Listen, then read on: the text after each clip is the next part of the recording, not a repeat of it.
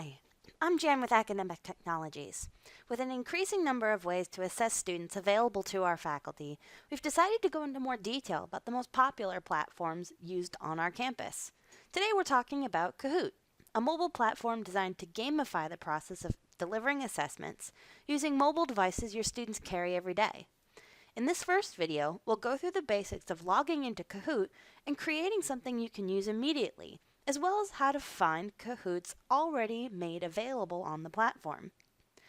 If you have any questions while watching this video or after watching this video, you can reach out to CNU's Academic Tech team or reach out to me directly at jana.doherty@cnu.edu. As the instructor, you can create an account or log in if you already have one through any web browser at create.kahoot.it. If you still need to create an account, we strongly recommend that you tie the account to your university email. This is to both make your credentials easier to remember and to ensure that you get any update emails from Kahoot's admins. I already have my credentials in here, so I'm going to sign in and show you the main opening page. When you first log in, on the main page, you'll see some statistics about how you've been using the website lately, including the number of questions you've made, the number of Kahoots, as well as the number of times you've played, the number of players, and the number of times your work has been shared or favorited. Now, the primary unit of Kahoot is also known as a Kahoot, which can seem confusing at first, but with practice you'll be used to it. You can create 4 different types of Kahoot, which is important because each one works in a slightly different way. The primary thing to remember while we're creating a Kahoot is that each Kahoot works in only one question type. Let's demonstrate by opening up and creating a quiz type Kahoot first. When you first create a Kahoot, regardless of its type, you'll start with a page like this that allows you to add certain features, such as a title, the ability to upload a cover image, and provide a description of that Kahoot's contents. You can also select who can see the Kahoot, the language it will be listed as being in, and the kind of audience that you are creating the Kahoot for. Some audience can include a school, university, business, or even just events or social functions. Yes, Kahoot has been used in those situations. If you're using outside resources to create part of your Kahoot, such as a website or an outside video, you can also credit these resources here. We highly recommend that you make good use of this field when creating new content, especially if you're using licensed or copyrighted material, in order to make sure that credit goes where it's due. Finally, there's a field where you can add a YouTube intro video. You'll see what that means when we get inside of a Kahoot properly.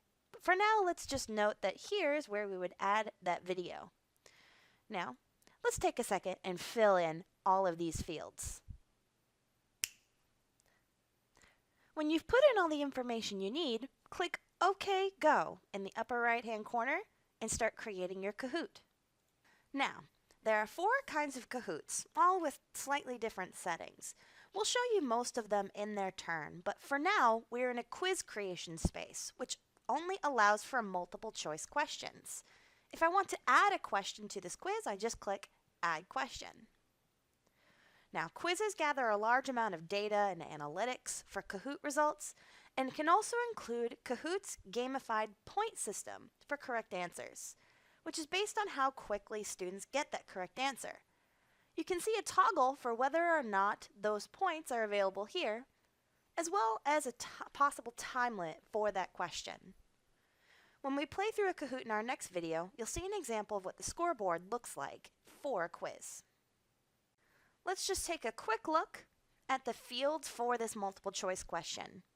We have our field here where the question is actually placed, our time limit and award points toggles. We have the spaces for our 4 answers. You'll see that each question is required to have at least 2. And another space where you can credit resources, this time specifically for this question. You'll also have a window here that allows us to either upload an image from your computer or add a video from YouTube to your Kahoot. If I click Upload Image, it will open up a window that allows me to access images from my computer. If I select Add Video, it will transform this space into a place where I can add a YouTube link, as well as a space where I can choose where in that video this clip starts and stops. Just a quick couple of things I want to note about adding a YouTube video to a question. You can get a link by going to the YouTube video you want in question and copying the URL at the top bar and pasting it in. The second thing I want to note is when you're picking a start and stop time for the video to play through, it's going to choose those times in terms of whole seconds instead of a minute-second ratio. So I would pick, say, starting at the 20-second mark and ending at the 30-second mark. Let's fill in this field really quick. Once you've filled out everything you need for this question, you can click Next to go back to the main Kahoot editing space and add another. But for now, let's take a look at a different type of Kahoot. Jumbles look similar to quizzes on the surface, and they also collect a lot of data. The big difference between a jumble and a quiz is in the type of question that they use. So let's click Add Jumble Question.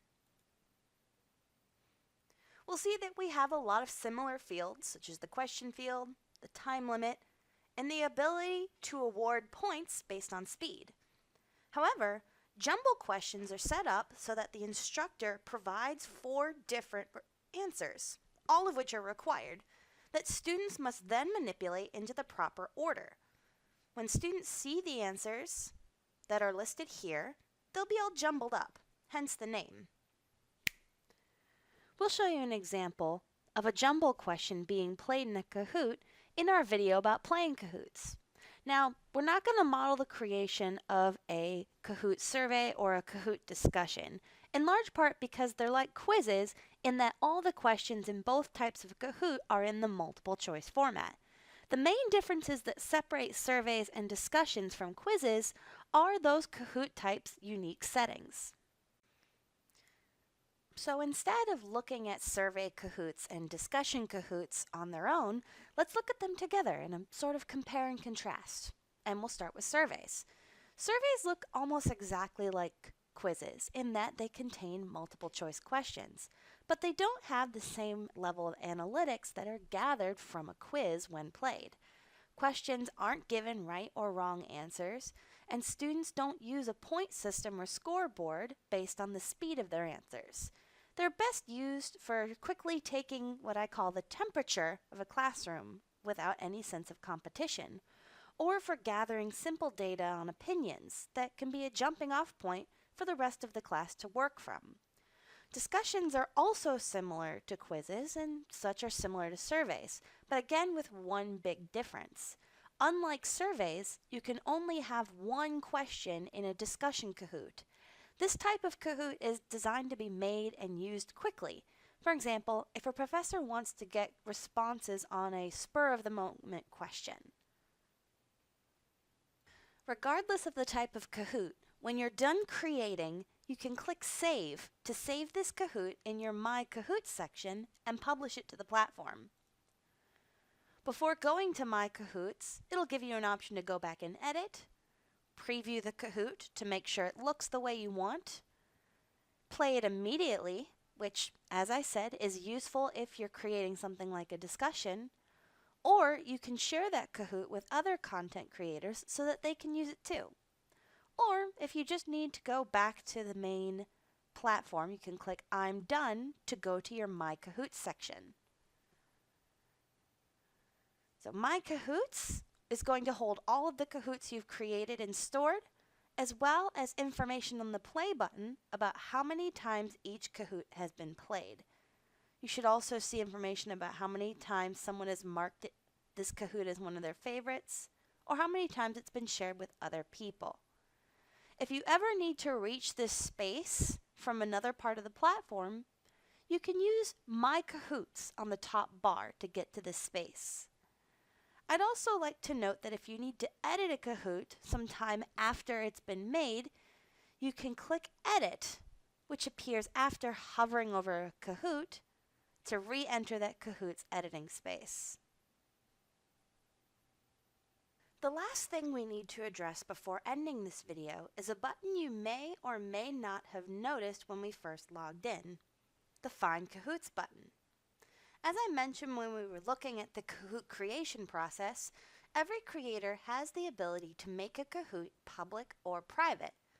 Public Kahoots are searchable through Kahoot's platform, meaning that you can find existing public Kahoots, play through them yourself, and even make a copy into your Kahoots as a starting point for creating your own with similar content. For example, let's find a Kahoot that we can play in our next video. I'll click Find Kahoots, and I want to see a Kahoot about the newest Disney movie, Moana.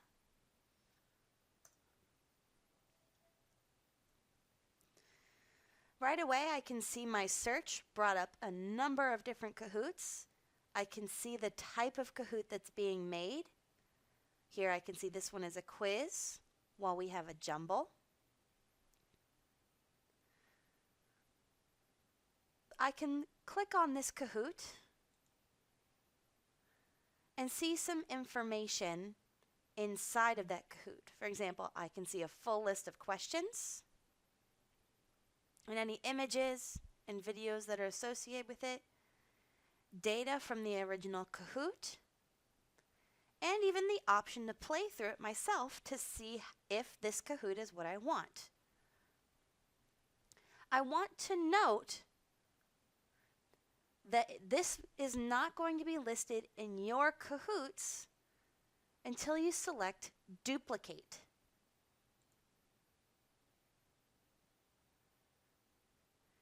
Now we have a draft duplicate of this Moana Kahoot. However, I can't play it for any students unless I go in to that Kahoot by clicking Continue Editing, take one last look, and then click Save. This is to confirm that the content is what you need it to be and to give you an opportunity to customize this Kahoot yourself. Thank you for joining us for this video on creating Kahoots. If you're interested in trying out this platform, we've provided some additional information and a link to the platform in the description below this video. You can also reach out to our team at Academic Technologies if you have any other questions or would just like help setting up a Kahoot for your classroom. You can also reach out to me directly at jana.doherty@cnu.edu. Bye!